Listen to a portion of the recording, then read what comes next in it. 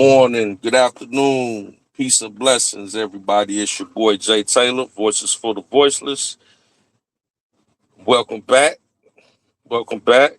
Um, I'm here with another video. Before we get into the topic, I do want to say that we have been having some very strange weather here in Chicago and Northwest Indiana and the surrounding areas here in the Midwest. Major tornadoes, and this is uncommon here in this part of the country. All my life, and I've been living for quite a while now, I've never seen tornadoes in Chicago. This is crazy. And we're really not prepared for that type of weather. Everybody, for the most part, is out of power. I don't have any power, any service at my home. Uh, my mom doesn't have any power. I think my sister has some power, but it really it's really an inconvenience. So many people have lost, cars from trees falling on their car, trees falling on people's homes, power lines are down. And this doesn't happen here. So I don't know, is this the signs of the times with the weather? But this is very peculiar, very strange weather that we're having here in Chicago. So, please keep us in your prayers here in Illinois and Indiana. And I think it's, maybe a couple other um, cities and states are having this weather. So definitely keep us in your prayers and hope that everybody power get on. Like I had to go to the gym just to shower. Luckily I got a gym membership. So for people that don't have that, or it's insane. You know. So yeah, definitely we're dealing with some very strange weather. But now let's get into the topic. And as the title says, Nolan Wells' parents did not turn over Nolan's phone to the authorities. Right? Hold on, I got a text message here. Okay, let me hope don't nobody call at this moment till I finish this video. If they do, I'll just have to call them back if you hear a slight pause. But this is strange, right? And first and foremost, I always want to offer my condolences to Nolan's mother and Nolan's father.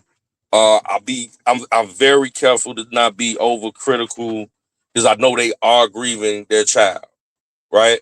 But at the same time, I think that they made a grave, huge mistake by going with Ben Crump and Al Sharpton and all these other people to make this into a racial situation, because they came out here framing narratives, and these parents have lied several times, right? Now, we just got to call a spade a spade. Now, two things could be true. They are grieving, but at the same time, I think they are being misguided by the likes of Ben Crump, who we know has a track record of race baiting, race hustling. It's big business, right? Because you came out here with a narrative that these boys, you see the mother put out this picture where it just had these three white kids and this one black kid, and my son went out with these, you know, white kids, and we were under the impression that it was just the four of them, and they went to a secluded island by themselves, and they left him there. They went home, and he wound up being found unalive days later, right? Then you had this narrative that, they had his phone, and things and text messages and Snapchats were deleted out his phone. And, that's not like Nolan. And so you had that narrative. Then you had this narrative that these boys didn't want to talk. They was hiding. They didn't. You just want answers. Ben Crumb, we just want to know what happened to Nolan. You had all of these narratives, right?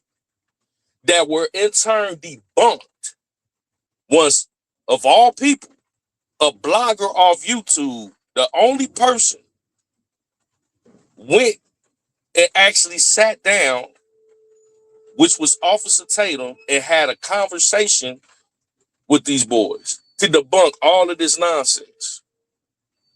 Right? Because when I first came out, I said them boys know something. If they didn't do anything, they know something. That was my first position. But after hearing the other side of the conversation, minus putting race aside, see, God is not the author of confusion. Right? God is not the author of. You think God care when it comes down to the truth? Do you think God care who black, who white? No, God just care about the truth. He's not the author of confusion. All of this race baiting has created confusion. That is not of God. I don't know if y'all can hear it, but it's starting to storm again out here. But you had these narratives that were debunked once these boys, we understand that when you go to this island, you have to park your boat several feet away. So you have to get in salt water to get to the island. You have to swim or get in shallow enough water where you can walk. So you would not have your phone on you unless you want your phone to be damaged. So that debunks the fact that, okay, he left his phone on the boat. So we understand why his phone and several other people's phone was on the boat. So now that was debunked. And then also what was debunked from the first narratives that were put out here by Ben Crump and the parents is that they were alone with Nolan. No, we now find out after Officer Tatum did that first interview that they were 30 kids, 3 different boats that all went to this island. And Nolan was not the only black kid because you had 2 of them come out and speak. Right? So that debunks the whole narrative that he went out there with these 3 white boys and he was the only black boy and it was some racial because he didn't turn back up. We found out the one black boy, Javon, was actually supposed to be on the boat with Nolan, but it got too full. Okay, so after talking to Javon, we found that out. He talked to TMZ, right? So we debunked the fact that he was alone with three white kids and didn't return. No, it was 30 people in 3 different boats. Okay. So then the whole thing with the phone, we understand that all the kids left their phones on the boat and then later retrieved them from one of the kids, Warren or somebody else at their house. They go to this island, right? The whole purpose down there in Mississippi, Horn Island, is to get away from the world, to get away from put your phone down and just have fun on the island. And they was doing this on the 4th. This is not the first, second, or third time that they've been there. They were down there. Now we find out they went the year before. See, all of this came out when you talk to the other side. Like I said, God is not the author of confusion.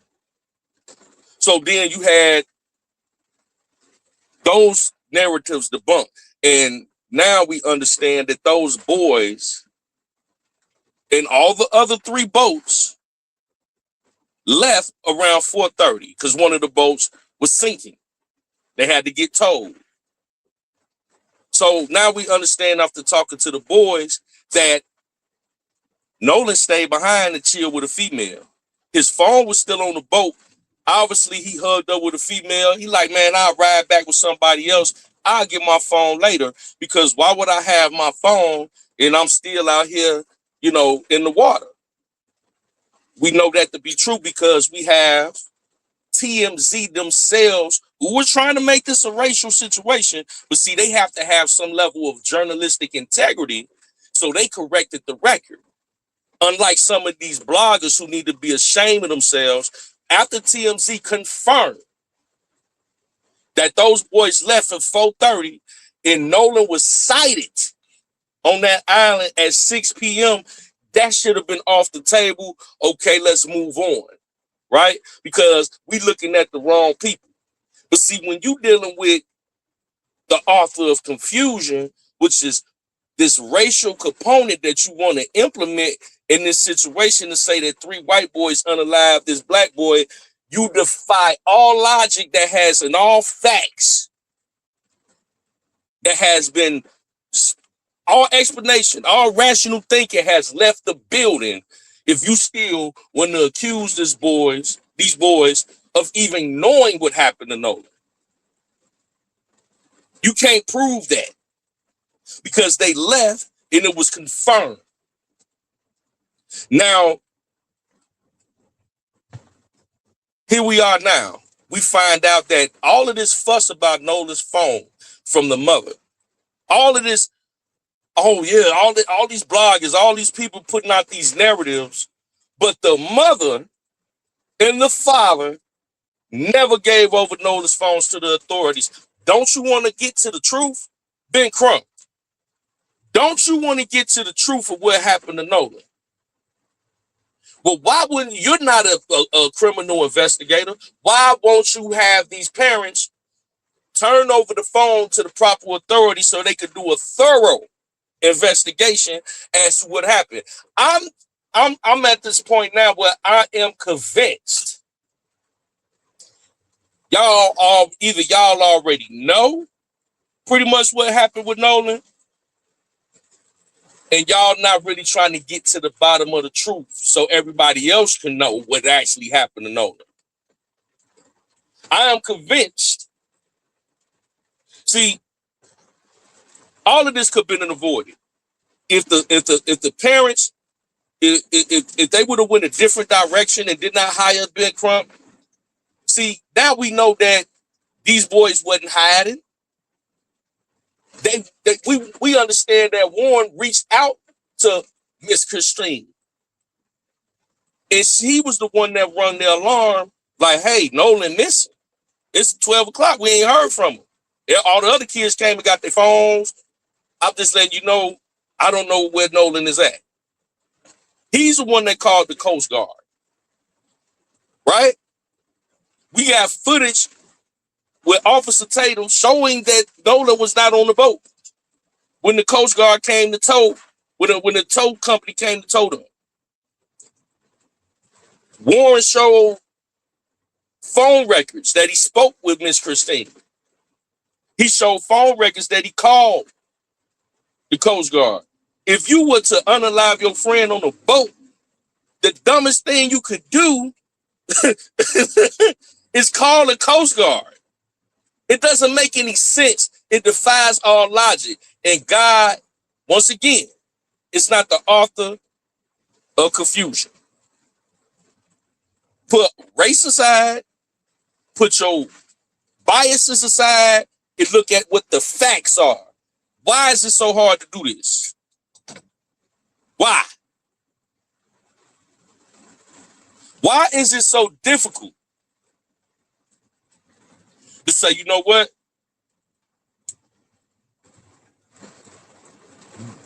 For the parents.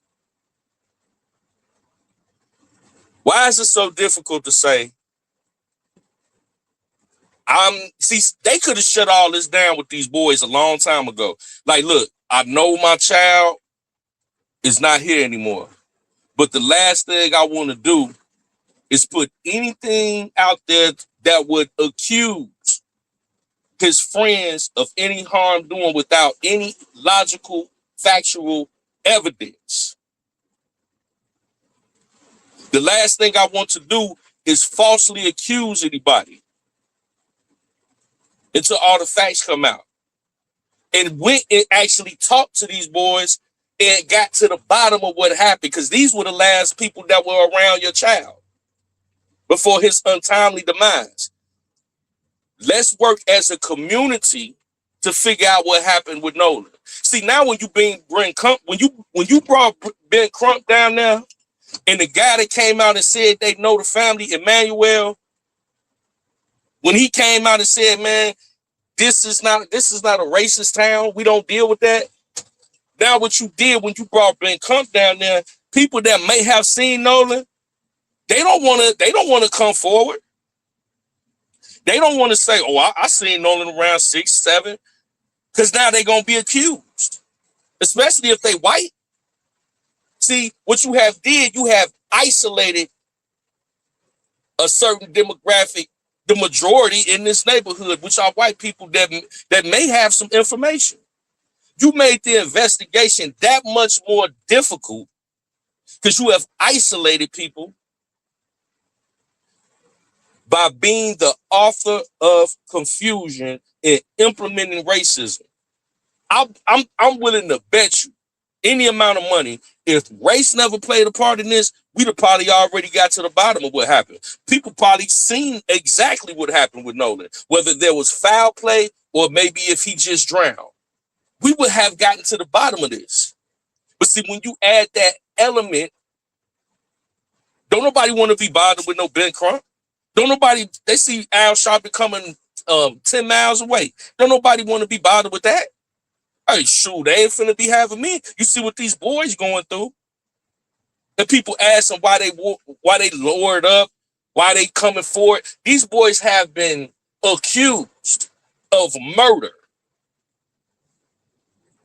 been thrown under the bus by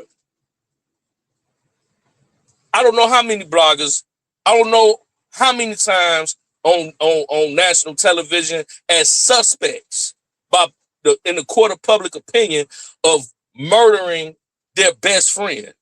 Yeah, they want to clear their name. They're being threatened. 3 people have been arrested for sending death threats. Officer Tatum played some of the death threats on his channel. Officer Tatum is getting death threats for interviewing these boys. It's insane. See, one of the worst things I hate is for anybody to be falsely accused. I don't care if you're black, white, whatever. People talk crazy about me because I felt like R. Kelly was falsely accused. I don't care if you black, white. Once I saw the facts that this man didn't have a basement, but women were sitting up here lying on national television, say he locked them up in there. I said, wait a minute, hold on. How do you lock somebody inside of a car? I'm supposed to believe R. Kelly is having women peeing and defecating in buckets in his mansion. Like he just got his mansion just stinking, smelling like feces and pee. I'm supposed to believe this man on tour and he holding all these women captive in his house when he's not even there. I'm supposed to believe that? See, I don't deal with people being falsely accused. You know what I'm saying? I don't care. These boys are white. I'm not looking at race. I'm looking at the facts. And the facts do not line up with they had anything to do with this boy's untimely demise. And rest in peace to Nolan Wells. We want to know what happened. I want to know what happened. I'm invested in this case at this point. Because what this does, it opens up another several different discussions as it pertains to race relations in this country. A lot of people think we still in the 1950s. A lot of people still, they need, you know how you update your phone? They need to update their race relations in America. This 2026, dog. We're not dealing with that. And for the parents not to turn over their phone to the authorities is questionable. If you say you're trying to get down to the truth of what happened to your son. Now, I'm not going to get off into what I would consider to be that much questionable, but one thing is sure, two things for certain. You can't be trying to get to the bottom of what happened. You did a second autopsy because you didn't trust the state of Mississippi, right? We waiting on the toxicology test to come back to see how much the alcohol may have played a part, if there were other substances that were involved allegedly. Because when you combine shallow waters, young adults, alcohol, possibly drugs, you've been out there all day rather, drinking, you probably haven't had any water, it's hot. Anything could have happened, man. It necessarily didn't have to be someone did something dirty to him. And I'm leaning towards the point that they didn't. Now, these boys got an attorney, a defamation attorney, and they are planning to sue several different media personalities, bloggers, for lying and defaming these boys' character because they are being threatened. They have had situations. And this is sad, man. I'm looking at these boys in their eyes. I don't even see it in them to do nothing like this. I don't even see it in them to unalive Nolan. I don't see it in them to know what happened to Nolan and not say nothing. I don't see it in them. I'm looking at them on TV, looking them square in their face and they eye. I don't see it in them. These don't strike me as the kids. I'm not looking at skin color. I'm looking at young adults, young men that I do not see would harm a fly. You know, and it's sad that, you know, they are being falsely accused that to the extent that they had to hire a defamation attorney. This is embarrassing. And when you make things racist that are not racist, because clearly this didn't have anything to do with race, it actually waters down your argument for situations that are very racist, that do deserve attention in that respect. It's like the boy that cried wolf. But, you know, this phone. Is there things in the phone that the mother seen that she didn't particularly want to be out there? Did she delete anything out the phone? Is that why she won't turn it over? Allegedly. I'm just saying, why wouldn't you turn the phone over? So that I would have thought that the police would have, like, give me that phone. Like, you have no choice. This is an investigation. But obviously she has the right to retain the phone, and she has kept the phone. Are you serious? But you had this narrative that something was deleted. You don't have the capabilities to find out, but the authorities do.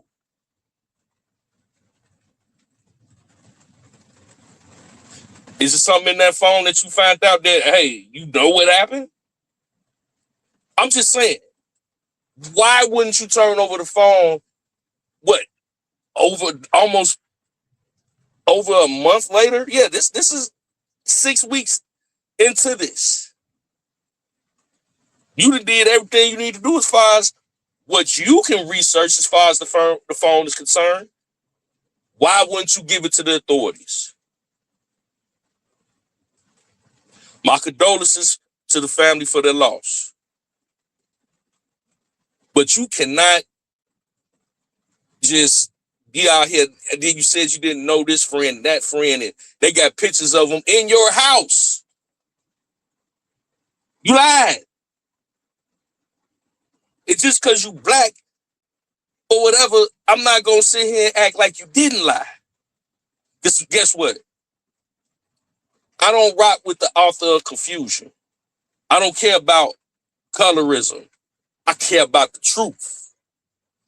And that's probably why I'm not going to get a lot of support on this channel, but I don't care.